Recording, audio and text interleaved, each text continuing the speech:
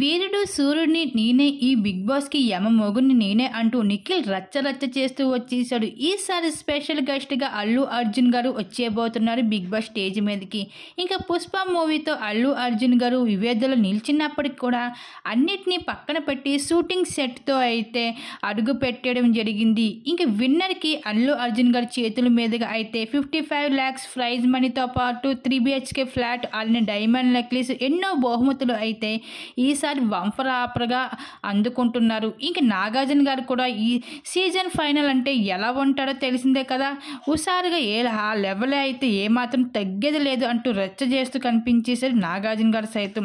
ఇంకా నాగార్జున గారు ఒక స్టైలిష్ అవుట్ఫిట్స్తో అయితే లుక్స్తో అయితే అడుగు పెట్టేగా ఇంకా టాప్ 5 కంటెస్టెంట్స్లో టాప్ 3లో ఉన్న కంటెస్టెంట్స్కి అయితే ఒక సూట్ కేసుని పంపించడం జరిగింది. దీనిని తీసుకొని వెళ్ళిపోవచ్చు అని అడిగేసరికి ఇంకా టాప్ 3లో ఉన్న గౌతమ్, నిఖిల్ మాత్రం అసలు ఆ సూట్ కేసుని పట్టుకోలేదు, మాకు వద్దు అంటూ ఉన్నారు. అయితే ఇక్కడ గౌతమ్కి అయితే అంత కాన్ఫిడెంట్ ఏంటంటే ఫ్యామిలీ వీక్ అని చెప్పుకోవచ్చు. విన్ అవుతాననేసి గౌతమ్కి అయితే చాలా కాన్ఫిడెంట్గా ఉన్నాడు. మరి బిగ్ బాస్ సీజన్ 8 హౌస్లో అయితే మరి నిఖిల్ విన్నర్, వీళ్ళిద్దరిలో ఎవరు విన్నర్ అవుతారనేసి మీకు అనిపిస్తుందో మీ అభిప్రాయం తప్పకుండా కామెంట్ సెక్షన్ షేర్ చేసుకోండి.